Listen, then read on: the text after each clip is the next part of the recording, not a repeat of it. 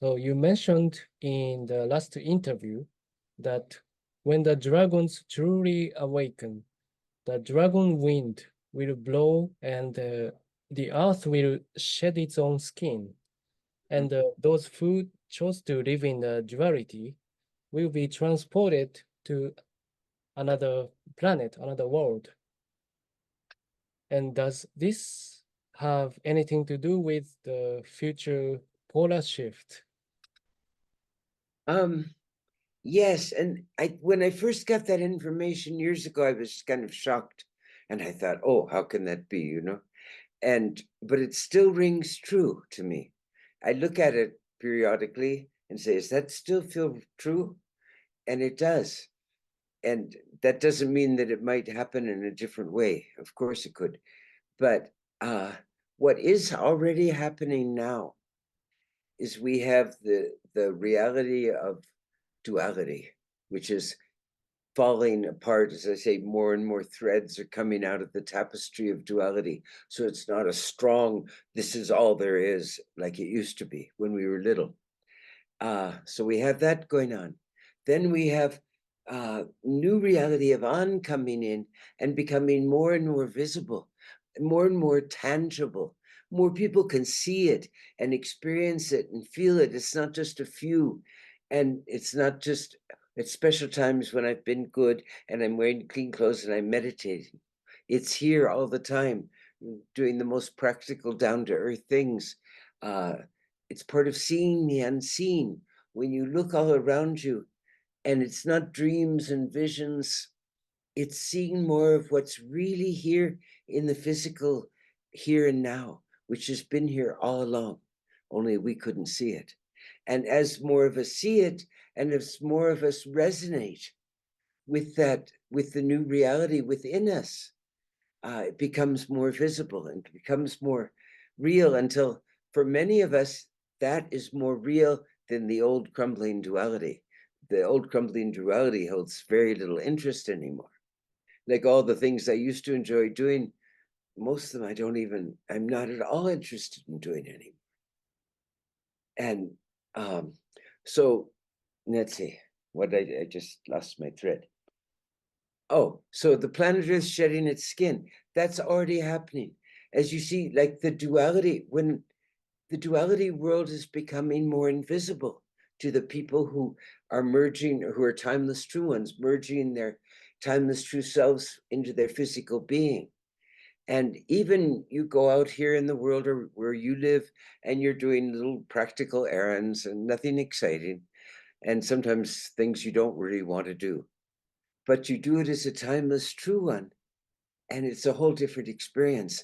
There's so much love between the people on the street, the neighbors, the farmers, the people in the shops, all of this. And there's so much respect and there's so much mutual support and honoring, and not honoring one person because they have more money or they're in a higher position or something, just because we're real and true. It's just true one to true one. So all of that changes. And then all of the false world, it's like they don't even see us and we don't see them. And we don't do the same things or go to the same places. So what I said years ago is sometimes it would be like a husband and wife.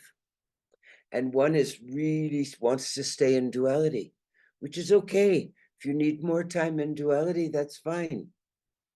But the other one has really become a timeless true one and realizes duality is not real and doesn't live there anymore. But they're still together. And gradually over time, they become more invisible to each other. Not only outwardly, like they eat different foods, they have different activities, maybe different friends, different interests, but less to talk about with each other. And then one night, they go to sleep in the same bed, and in the morning, the man wakes up and he's alone. And the woman wakes up, same bed, and she's alone. And it's that those worlds becoming invisible. It's a matter of resonance. And what I was told those years ago is that at some point when it was ready for that shift, and it might be more than a pole shift. It can be, it's a whole shift of reality systems, which maybe not all pole shifts are. Is that a mighty dragon wind comes. And I've experienced one once, years ago in Virginia.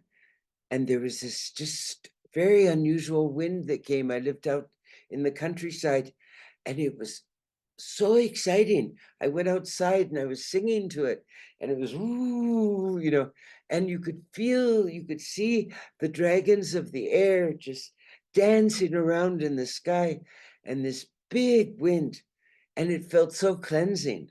It wasn't like some winds are not friendly winds, and you don't want to go outside, you want to stay inside. This was the one you wanted to go out and welcome and embrace. And I said, it's a dragon wind. And I got so excited. And I think it was just a taste to let me know what a dragon wind was. And then, anyway, it will come. I feel that there's another planet they've discovered just recently, other planets that are Earth size, that are not too far away. They're not in our solar system, but they're not so far away. And I said, oh, one of those is the one who volunteered to take the people that still want to stay in duality. And so when the dragon wind comes, it's like planet Earth sheds its skin, which is the duality layer, and it goes and wraps around that other planet. And that's when we wake up and all this, oh, we have to heal the pollution and everything. We don't. It's in that layer of illusory layer. It's like the part of us that gets sick and old and all of that that's not our timeless true self. That's the physical part, or the duality based part. And it's to get yourself not feeding that, not living there.